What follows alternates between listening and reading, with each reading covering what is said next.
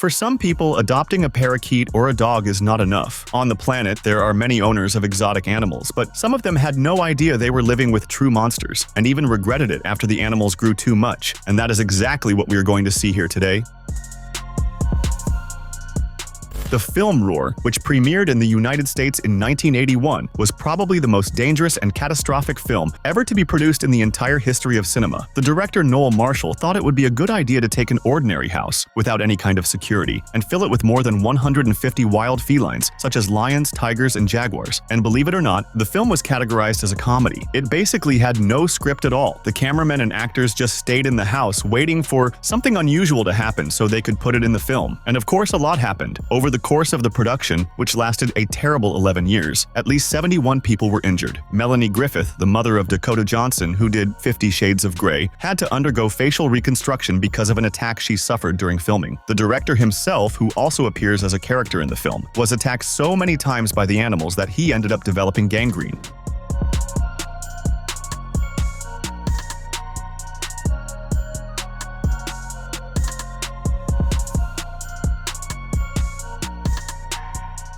Did I mention that the crazy director of this film involved his entire family in the production? Melanie, who needed to reconstruct her face, was his daughter, and of Tippi Hedren, his wife, who was also a character. After the production of the film finally wrapped, Tippi filed for divorce.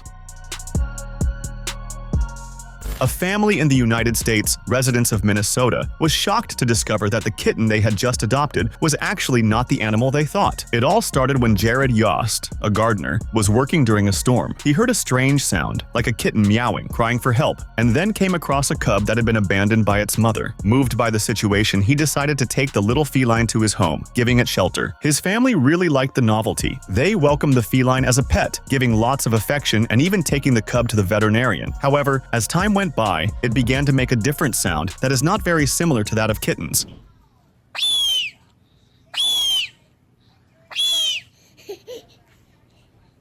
Suspecting the situation, Jared began to research on the internet and discovered that the rescued animal was actually a lynx cub, an animal that is very dangerous and normally cannot be domesticated. So it was time to say goodbye. His new family contacted a wildlife rehabilitation center, which took responsibility for teaching the lynx cub to return to nature, where it truly belongs. In Chachoengsao, in central Thailand, a news story at the very least bizarre surfaced, spreading across the internet like wildfire. At first, people were saying they were fake photos, doctored with Photoshop, but when a reporting team went to the place, they discovered that a Cyclops dog had really been born. The mutant, nicknamed Kevin, in reference to the Minions character, was among a litter of only 2 little puppies. Besides the huge eye in the center of the head, Kevin also has a mouth with gigantic lips, seeming to be an animal of another species.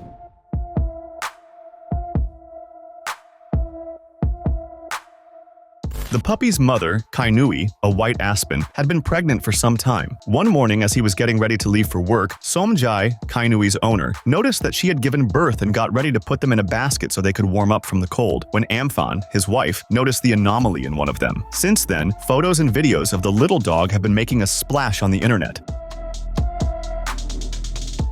Roxy Dankworts is the name of a woman who created an animal sanctuary in Zimbabwe, a country located on the African continent. One day she was walking through the place when she came across a moving scene, a baby elephant that had been separated from its herd. It was stranded on the banks of a river, struggling to survive, when Roxy noticed the situation and rushed into action, helping the baby out of the mud and taking it to her sanctuary. She cared for him through the night, with much affection and veterinary attention, until he recovered and became an unlikely companion in Roxy's life.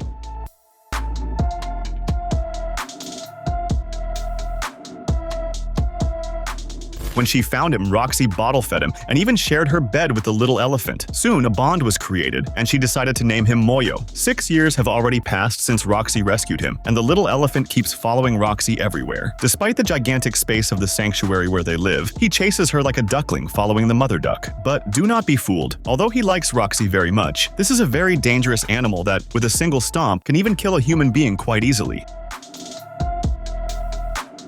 It seems hard to believe, but a bear was adopted by an army during World War II, and he even earned an official rank because of his deeds. It all began in 1942 when Polish soldiers who had been evacuated from the Soviet Union found a young bear in the mountains of Iran. The bear, whose mother had been shot by hunters, was adopted by these soldiers who decided to take care of him, and so Wojtek became part of the team. To provide his food and transport, Wojtek was officially enlisted as a soldier, receiving even the rank of private, which later was promoted to corporal. During his time of service, Wojtek became a beloved figure among soldiers and civilians. He helped transport ammunition during the Battle of Monte Cassino in Italy in 1944, carrying boxes of ammunition that normally required 4 men. His dedication and ability during the battle earned him promotion to corporal.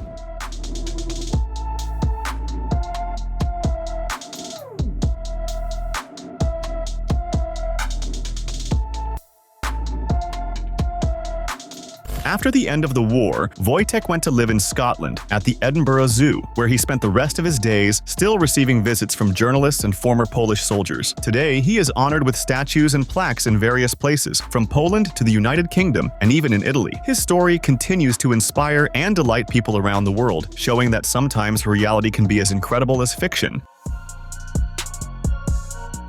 When we hear the song Eye of the Tiger by the band Survivor, it is easy to remember boxing, more specifically Rocky Balboa, since the song was used during his training in the 3rd film of the franchise. Eye of the Tiger talks about the eye of the tiger, an imposing expression that appears in the pugilists in the ring. But did you know there is a very famous boxer who really adopted a tiger? No, in fact, I am lying. Mike Tyson did not adopt 1 tiger, he adopted 3, Boris, Storm, and Kenya, the latter being his favorite of the trio, living with the famous boxer for about 16 years. Imagine having a 250-kilo Bengal tiger as your roommate. Mike said in an interview that Kenya was quite different from a simple pet, even to the point of sharing his bed with the feline monster. Unfortunately, with age, Kenya began to have health problems and had to be euthanized, leaving an empty space in the heavyweight's heart. Francine Patterson really stood out not only for adopting a gorilla, but for having taught the animal to communicate through sign language. Coco, the gorilla in question, lived most of her life in a reserve in the Santa Cruz Mountains in the United States, alongside her instructor and caretaker, Francine. From a very young age, Coco showed an extraordinary ability to communicate using signs, a form of language that humans can understand. With a variety of more than 1,000 signs in her vocabulary, Coco was able to form and express thoughts to the people around her. Her story became even more interesting when she adopted a kitten as a pet and named him All Ball. Imagine, a pet with its own pet.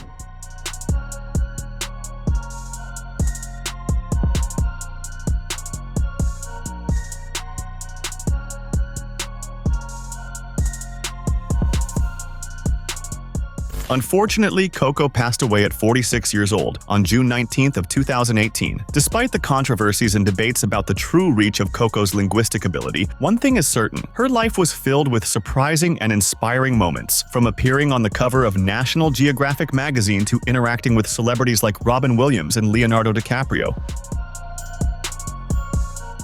Over in the Philippines, a family found an unusual pet that later would become a legendary figure in the region. I am talking about Prony, the impressive giant python, probably the largest serpent that has ever lived with human beings. For almost 2 decades, Prony was part of the Salabay family, being treated as a special member of the household. With more than 7 meters in length and an impressive weight of about 280 kilos, this majestic serpent captured the attention of tourists and journalists. Living in a captive environment, Prony enjoyed a diet rich in pork, eating 2 whole pigs or boars per month, the equivalent of approximately 65 kilos monthly. When she was found near a cemetery about 3 kilometers from the city, Prony was only 1.5 meters long, weighing only 5 kilos. The Salabay family adopted her, never imagining she could become this giant snake.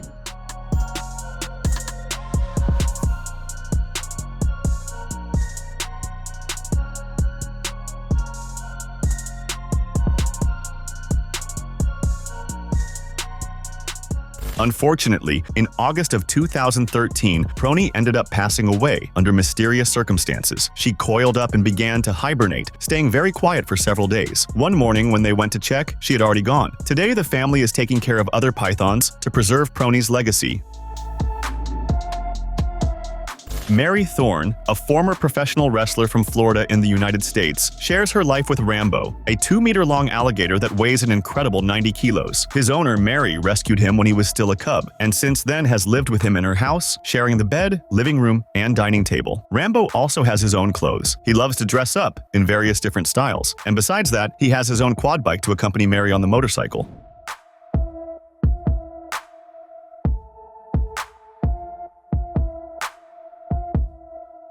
When he goes out for a walk, Mary puts sunscreen on the alligator so he will not get burned. Although the reptile is not very expressive, Mary swears they have a deep relationship of love and affection.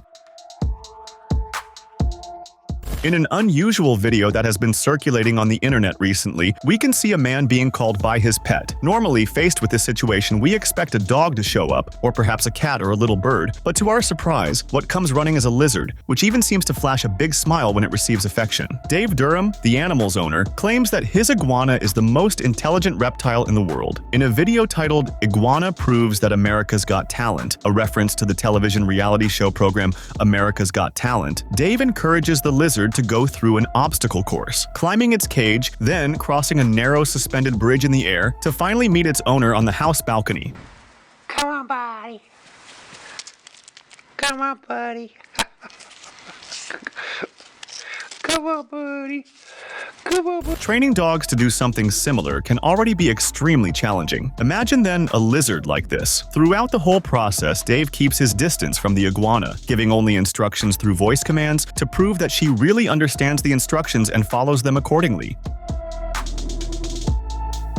Alex and Maria Dmitriev, over in Russia, share their living space with a very unusual pet, Messi. Not the famous soccer player, but a jaguar with the same name. The couple was visiting a zoo when they came across the animal, which unfortunately was in poor health. Faced with this situation, they began a negotiation with the zoo, which, incredibly, agreed to sell the animal. Since then, Messi has been spending his days like this, super comfortable in the couple's house.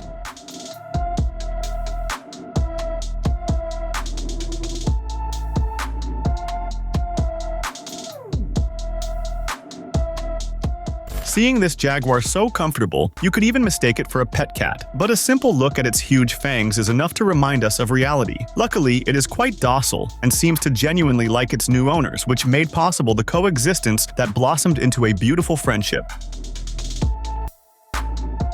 Maybe you have already heard that phrase that says the wolf loves lambs, but the fox loves tricks. In popular belief, the image of the fox is always associated with danger and treachery. Because of that, everyone was surprised when in the county of South Offaly in Ireland, some unusual cases emerged of people adopting foxes as pets. Among them is Tony Bergen, 90 years old, a well-known retired gentleman in the region. During the pandemic, when quarantine restrictions came into effect, Tony felt very lonely and isolated, but now every night after dinner, he calls his friend COVID, named in honor of the disease that brought them together. The wild fox gradually became less skittish and has now reached the point of feeding on Tony's lap, who says he is quite satisfied with the friendship he has nurtured.